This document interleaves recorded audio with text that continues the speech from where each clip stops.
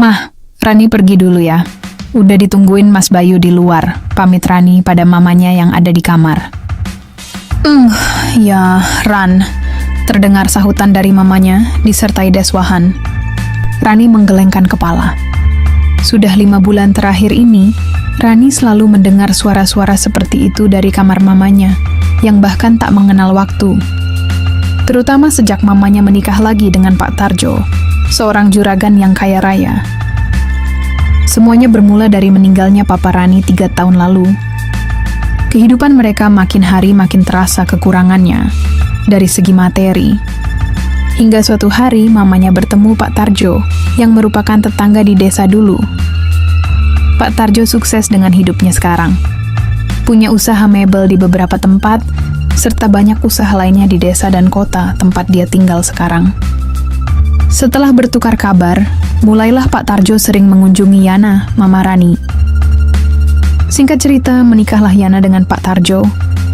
Namun satu yang tidak pernah diduga Rani, ternyata Pak Tarjo sangat mesyum.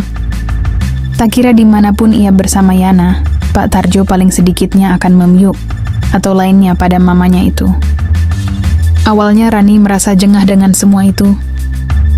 Namun ketika ia memperhatikan diam-diam, Rani merasa ikut timbul keinginannya dengan apa yang dilakukan Pak Tarjo dan mamanya itu.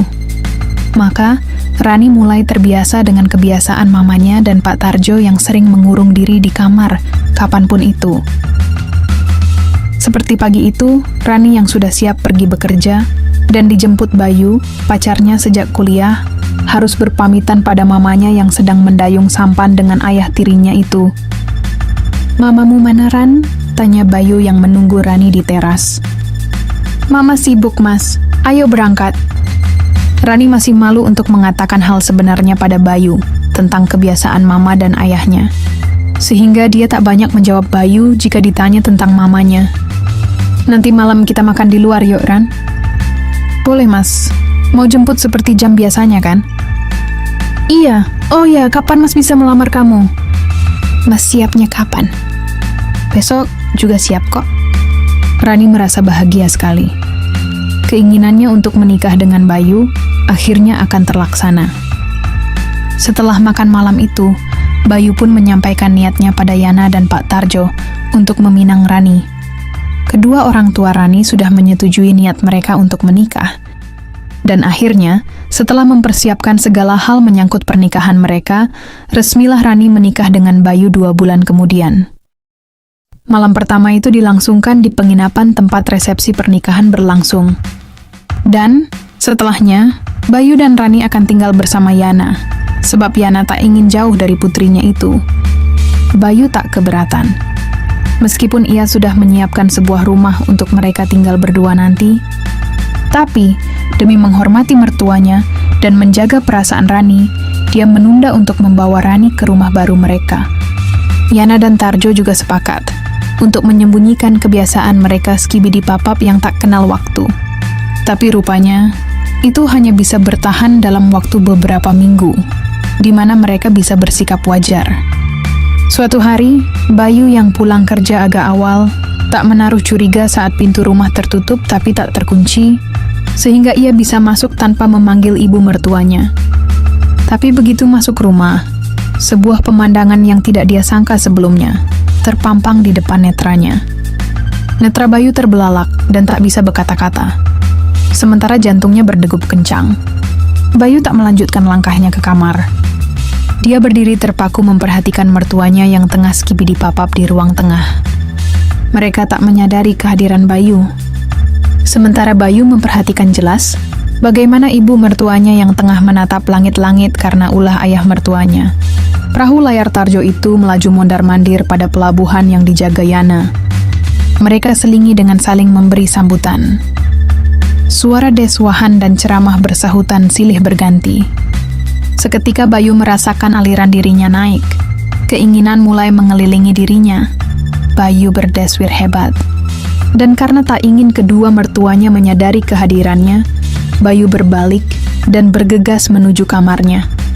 Dia tutup perlahan pintunya, lalu mengunci dan menanggalkan kabinet serta segitiga. Dia meraih ponsel, menelpon istrinya, Rani, yang sedang dalam perjalanan pulang. Saat itu juga Bayu menceritakan apa yang barusan dilihatnya pada Rani. Di seberang telepon, Rani menggigit jari sambil mendengarkan apa yang dikatakan suaminya. Apa yang ditakutkannya selama ini terjadi. Bahkan suaminya memperhatikan jelas betapa mama dan ayah sambungnya skibidi papap. Bukan salah. Toh mereka sah-sah saja. Hanya pemilihan tempat yang sering kali salah. Mungkin jika hanya tinggal berdua, itu bukan masalah. Tapi sekarang ada Rani dan juga suaminya yang tinggal serumah.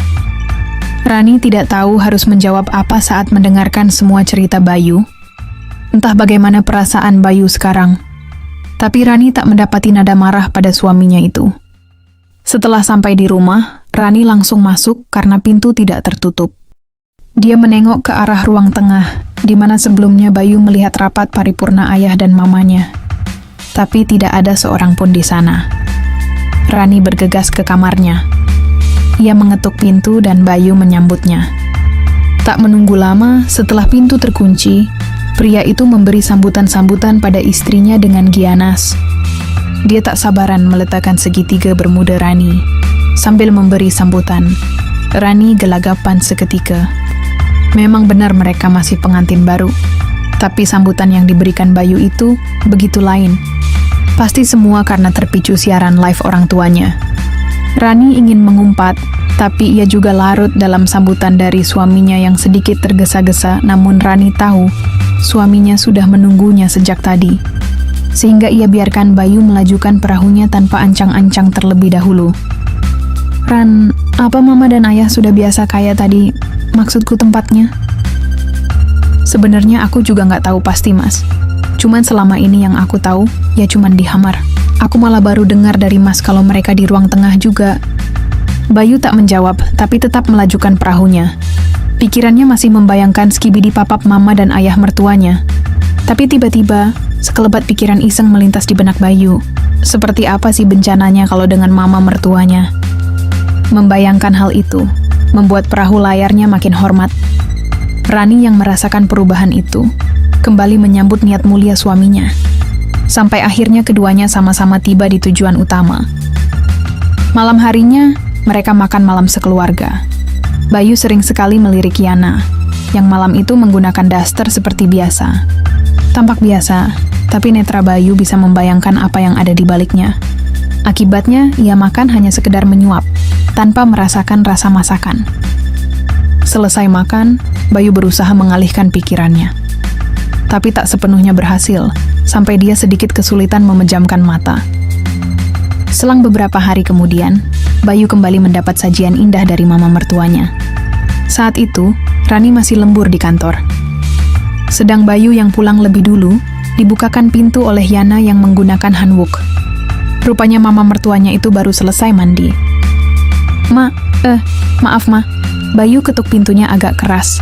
Kebelet ke belakang Ma, kata Bayu dengan ekspresi kebeletnya. Iya Yu, nggak apa-apa. Maaf juga, ini tadi mama juga buru-buru keluar dari kamar mandi, karena bel rumah bunyi terus. Iya Ma, Bayu permisi ya Ma. Iya. Sebentar saja Yana dan Bayu bersitatap, tapi sudah menimbulkan sesuatu yang lain di hati mereka.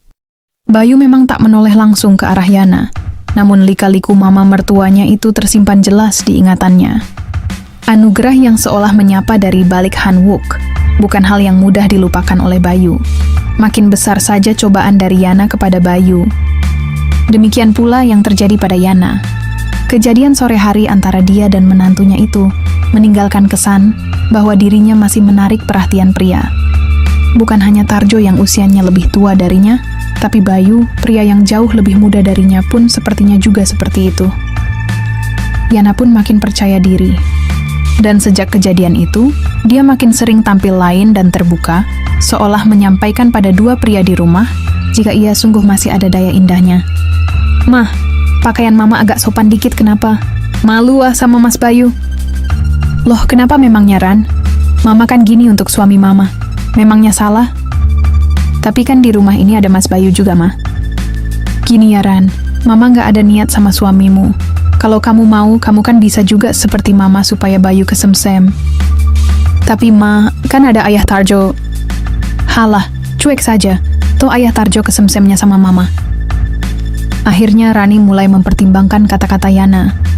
Maka mulailah dia menggunakan baju yang sudah ia lupakan sejak kedatangan Tarjo di keluarga mereka. Dulu ia juga gemar menggunakan baju yang menampilkan lika-liku kehidupannya. Dicobanya beberapa baju itu. Sebagian ada yang tak cukup, sebab anugerah dan lainnya sekarang lebih-lebih dari sebelum menikah. Rani mengamati penampilannya di cermin. Sebuah baju berlengan pendek dengan ujung menggantung membuatnya tampil sempurna sore itu.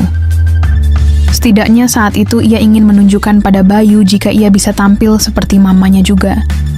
Sebab Rani pun merasa jika Bayu sedikit banyaknya mulai sering memperhatikan mamanya. Bayu yang pulang kantor terkejut dengan penampilan Rani yang tak biasa. "Tumben kamu kayak gitu," ujar Bayu sambil memeyuk Rani. "Iya, kan buat suami juga, bolehlah." "Aku seneng Ran, kamu makin cantik. Tapi jangan salahkan aku ya, kalau nanti makin sering, Iya Mas, aku tahu kok resikonya, hihihi." Kebersamaan Bayu dan Rani semakin hari pun makin bertambah. Tapi rupanya, bukan hanya Bayu yang kesemsem pada Rani, tapi Tarjo rupanya juga terpana. Sudah seringkali ia menelan ludiah memperhatikan lika-liku putri sambungnya, yang tentunya lebih muda. Sampai suatu hari, Yana pergi ke salon, sedang Tarjo hari itu tidak ada kegiatan di luar, sementara Bayu sedang di luar kota sejak 2 hari lalu. Hari Minggu itu Rani tidak bekerja. Ia pun menjalani kegiatan di rumah seperti biasa jika ia sedang libur. Usai menjemur baju, Rani pun berniat sarapan. Dia memasak nasi goreng. "Masak nasi goreng ya Ran?" tanya Tarjo yang mengetahui aroma nasi goreng buatan Rani. "Iya ya, ayah lapar ya?"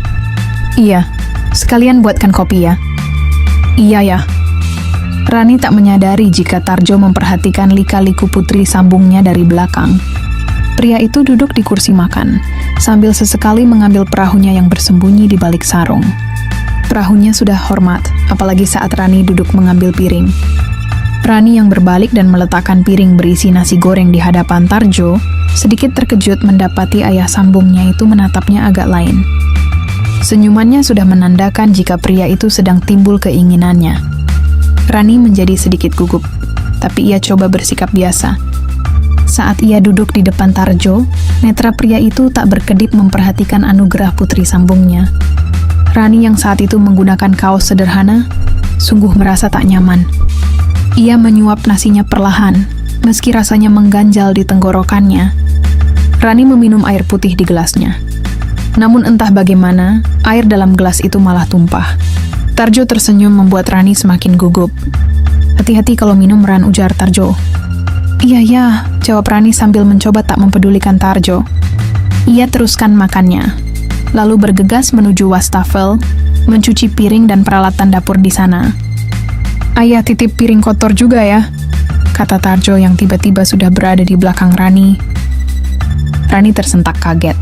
Pasalnya, Tarjo seolah memeyuk Rani saat itu. Mendapati Rani diam, Tarjo justru semakin berani. Ia memyuk Rani, membuat wanita itu panas dingin dengan tiba-tiba. Tarjo tak mau melewatkan kesempatan mulia itu. Dengan segera ia menyiapkan perahu layar yang sudah hormat, lalu diparkirkan pada 2 benua alam di depannya itu. Istri Bayu itu gelagapan. Ia sudah menduga sesuatu akan terjadi, tapi tak secepat yang ia kira. Sampai tiba-tiba Tarjo memindahkan kabinet serta segitiga bermuda, dan dalam sekejap, perahu layar itu melaju cepat pada pelabuhannya. Sebuah bencana yang luar biasa dialami Rani saat itu. Dia biarkan perahu tersebut melaju, karena memang beberapa hari tak dilewati perahu Bayu. Musibah banjir bandang diiringi ceramah rohani pun bergema beberapa saat sebelum Tarjo meletakkan pundi-pundi kebaikan pada pelabuhan yang dijaga putri sambungnya. Kejadian pagi hari itu rupanya membuat Tarjo keteyusan. Ia selalu meminta pada Rani saat menantunya itu ada di rumah. Tentu saja saat Erita tidak bersama Bayu dan dia juga tidak bersama Yana. Dan hal itu pun dirasakan pula oleh Erita.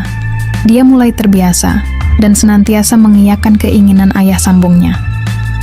Hingga seminggu kemudian, Bayu pulang dari kantor lebih awal, karena tugas dan laporan akhir bulan sudah ia kerjakan lebih singkat dari biasanya. Sayangnya, sesampainya di rumah, Rani belum pulang dari kantornya. Tarjo pun sedang sibuk dengan urusan pekerjaannya di luar, menyisakan Yana di rumah sendirian. Bayu masuk rumah yang pintunya terbuka, setelah mengucap salam, namun tak ada yang menjawab. Dia menuju kamarnya, meletakkan tas, lalu salin, dan segera menuju ruang makan, karena merasa lapar. Di saat ia hendak mengambil piring, terdengar suara ibu mertuanya yang menegur. "Siapa itu?" tanya Yana dari kamar mandi. "Aku mah, Bayu."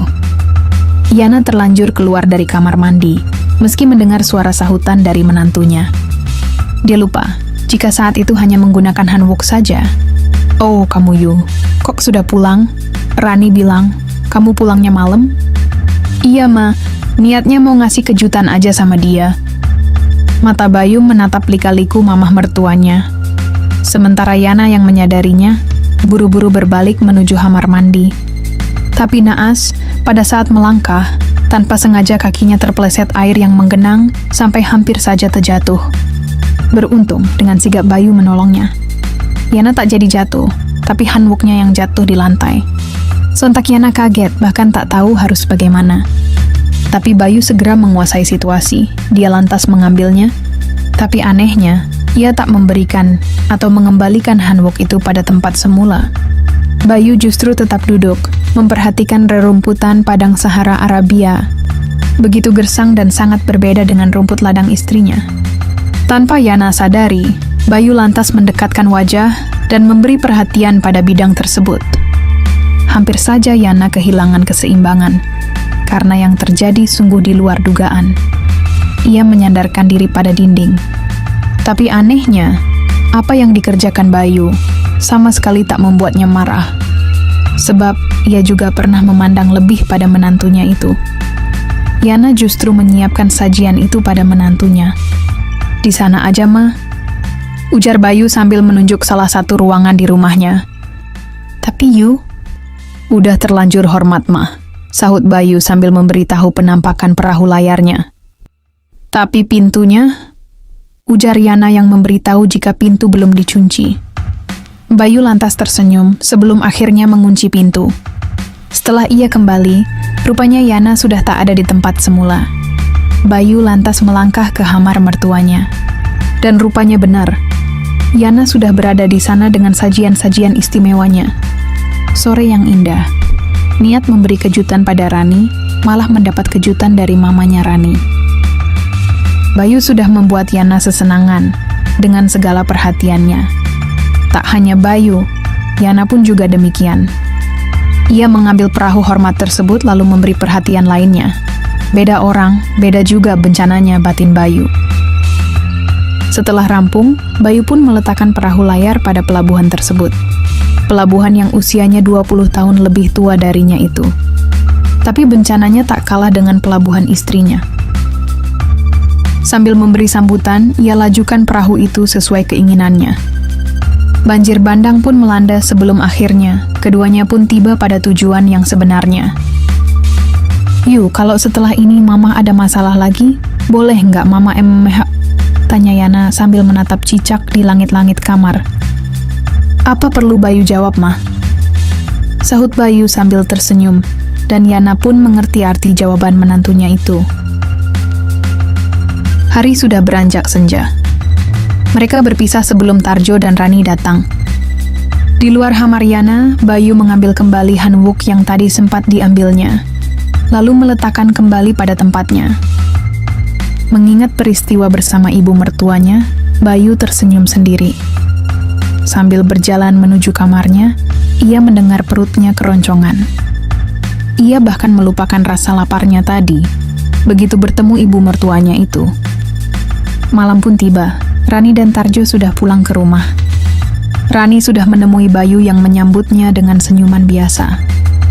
Padahal, awalnya pria itu ingin memberi kejutan. Tapi setelah peristiwa tadi, Bayu lupa akan kejutannya. Mereka pun lalu makan malam dengan perasaan senang yang mempunyai sebab sendiri-sendiri.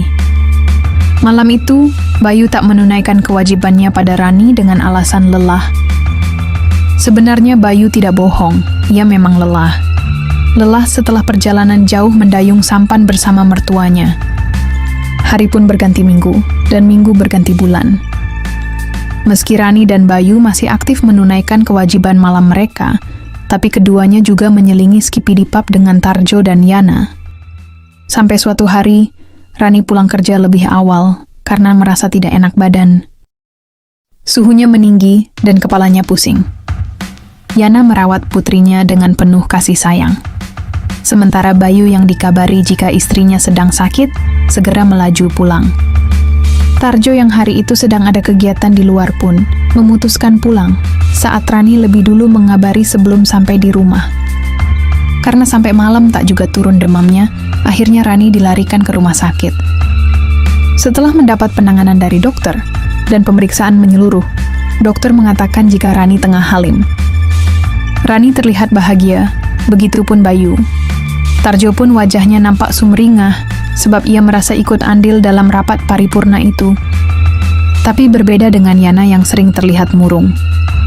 Setelah peristiwa dengan Bayu, Yana kadang cemburu jika Bayu tengah bersama Rani. Apalagi sekarang putrinya itu halim. Yana jadi iri dengan kondisi Rani. Andai dia masih semuda putrinya, pasti dia tak akan ragu seperti Rani juga. Entah kenapa, Yana sangat berharap bisa halimah dengan Bayu, menantu laki-lakinya, sekaligus ayah dari calon cucunya itu. Berbeda dengan Yana, Bayu yang mendengar kehaliman istrinya, berencana untuk pindah rumah dan memulai kehidupan baru. Ya, aku dan Rani ingin pindah rumah. Rugi juga kan, kalau rumah yang sudah kusiapkan terlalu lama kosong, ujar Bayu ketika semua berkumpul di meja makan. Tapi Rani kan lagi halim Toyu, kata Yana penuh perhatian. Nggak apa-apa, Ma. Kan nanti rencananya pindahan rumah sekaligus selamatan di sana, jawab Bayu. Ya sudah, tapi jangan sungkan-sungkan kalau butuh bantuan apa-apa sama kita, saut Tarjo. Akhirnya, meski berat, Yana melepas kepindahan putri dan menantunya. Bukan pindahnya Rani yang memberatkannya, tapi ia risau jika jauh dari menantunya, Bayu. Hari pun berganti. Kehaliman Rani ternyata berakibat pula pada perubahan pada dirinya. Keinginan untuk skibidipapnya semakin meningkat. Untung dia sudah tidak bekerja sejak awal kehalimannya. Bayu pun juga tak pernah menolak keinginan Rani saat membutuhkannya. Sebisa mungkin ia menuruti keinginan istrinya, meski dia harus pandai-pandai membagi waktu. Tapi, setelah sebulan pindah rumah, Rani tak terlalu meminta Bayu untuk menunaikan kewajibannya. Dia hanya meminta sewajarnya saja, karena ternyata ada Tarjo yang menggantikan tugas itu saat Bayu sedang bekerja. Hari demi hari mereka lalui dengan terus-menerus bermain kucing-kucingan. Hingga tiba waktu Rani bersalin, Bayu, Yana, Tarjo menunggui di rumah sakit. Putri kecil nan cantik telah terlahir dengan selamat menjadi pelengkap kebahagiaan keluarga itu. Rani membawa putrinya sambil duduk di defense rumah sakit. Wajah itu cenderung lebih mirip dirinya. Tapi kalau dari matanya, sangat lekat dengan mata Tarjo. Sebuah ciri yang terlihat jelas berbeda dengan apa yang ada di wajahnya maupun wajah Bayu. Tarjo yang melihat wajah cucunya, bersorak dalam hati. Ternyata pundi-pundinya berhasil dengan sempurna. Sementara Yana juga memperhatikan wajah Aura, cucunya itu. Kok sekilas mirip Mas Tarjo ya? Matanya mirip sekali, batin Yana. Dia terus mengamati setiap waktu. Bagaimana sikap Tarjo dan Rani saat berdekatan. Tatapan Tarjo menyiratkan rasa bahagia yang sungguh tak terkira, seperti sikap ayah pada putrinya. Bahkan dia seperti suami yang menjaga penuh apa-apa yang dibutuhkan Rani, meski masih dalam tahap wajar. Rasa curiga di hati Yana makin menjadi, tepatnya ketika Rani sedang ke belakang dan menitipkan Aura pada Yana, lalu Yana pun mengatakan kecurigaannya pada Bayu. "Yu, kalau kamu perhatikan Aura ini mirip siapa ya?" pancing Yana. Saat itu, Tarjo sedang keluar membeli makanan untuk mereka. "Mirip aku lah, Ma. Kan putriku." "Kamu ini, perhatikan dulu baik-baik. Mirip siapa dia? Matanya terutama." Bayu akhirnya mengamati putrinya yang dibawa Yana. "Iya sih, Ma. Bukan kayak mataku atau Rani. Seperti mata siapa dong, Ma?" Dan bersamaan dengan itu, Tarjo datang sambil membawa makanan yang baru dibelinya. Bayu kemudian melihat ke arah mata putrinya dan kembali menatap mata Tarjo. "Ma, jangan bilang yang Mama maksudkan itu." Bayu tak melanjutkan kalimatnya. "Iya, Yu. Mama sudah curiga dari pertama. Coba kamu cari tahu, Yu. Semoga Mama salah." Rasa bimbang dan ragu menghantui hati Bayu. Apa iya Rani ada apa-apa di belakangnya? Sampai ketika Yana meletakkan aura dan keluar meninggalkannya, Bayu masih seperti orang linglung. Pikirannya mulai menghitung yang mana lebih lama terjalin, antara dirinya dengan Yana atau dugaan istrinya dengan Tarjo. Sepertinya jauh lebih lama antara istrinya dengan Tarjo, begitu kesimpulan Bayu. Sedang pikirannya berkecamuk, Bayu melihat istrinya masuk kamar Aura. "Mama di mana, Mas?" "Di ruang makan kayaknya." Semua bermalam di sini kan?" "Iya." "Ran, jawab yang jujur. Anak siapa Aura ini sebenarnya?" tanya Bayu dengan menahan marah. Rani terkejut dengan pertanyaan suaminya.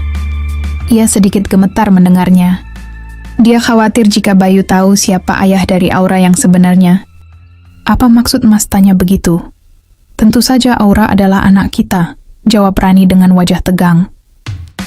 Bayu mengulas senyum di wajahnya, lalu ia mendekati Rani. "Jangan gugup gitu dong. Mas juga tahu kalau Aura itu anak kita. Masa iya, kamu ada apa-apa di belakang Mas sampai Halim? Kan nggak mungkin," tanya Bayu tersenyum. "Iya Mas," jawab Rani dengan sedikit takut. "Ya udah yuk, kita makan dulu. Mama dan Ayah sudah menunggu di meja makan." Rani mengikuti langkah Bayu menuju ruang makan. Hatinya berdebar panik, apalagi saat sampai di meja makan, Tarjo dengan sigap menarikkan kursi untuknya. Dia merasa pandangan mata Bayu penuh curiga. Sesudah itu, Tarjo pun sibuk menawarkan beberapa menu makanan pada Rani. Rani hanya bisa berdoa dalam hati, semoga Tarjo tidak menunjukkan perhatian lebih agar suaminya tak curiga. "Sudah ya, aku bisa ambil sendiri nanti. Ayah makan saja," kata Rani, sambil menolak saat Tarjo akan mengambilkan lauk. Ya sudah, makan yang banyak, supaya kamu dan putrimu sehat," kata Tarjo. Yana dan Bayu hanya diam menyaksikan hal itu, tapi mereka saling memberi sinyal dengan berpandangan. Makan malam usai, Tarjo dan Yana yang masih berada di rumah Bayu tidur di kamar tamu. Sedang Rani berada di kamar Aura yang berada di kamar depan, dan Bayu tidur di kamarnya sendiri. Malam makin larut. Tarjo yang tak bisa tidur, perlahan turun dan berjalan mengendap menuju kamar Aura. Dilihatnya, Rani tengah terlelap di samping Aura yang juga nyenyak. Putrinya itu rupanya habis minum. Tapi, Rani lupa menutup bungkusan anugerah negara itu. Panorama yang sungguh istimewa untuk Tarjo. Dia lantas mendekat, lalu memberi perhatian pada anugerah tersebut. Ayah," ujar Rani saat menyadari siapa yang ada di sampingnya. Tapi tanpa dikira, sepasang mata memperhatikan mereka dari kejauhan. Dan selagi Tarjo dan Rani sibuk dengan urusan mereka, masuklah Bayu diikuti Yana. Penampakan di dalam kamar sungguh di luar dugaan. Sontak Tarjo terhuyung ke belakang sampai terjatuh, sementara Rani kahet bukan kepalang sambil membereskan bungkusan anugerah negara. "Ayah, Rani, kenapa kalian?" "Yuk, dengerin ayah dulu. Ini salah paham," kata Tarjo dengan gugup. Dia mencoba beranjak dari jatuhnya. "Kenapa ayah tega?" "Rani kan istriku," ujar Bayu dengan mata berkaca-kaca.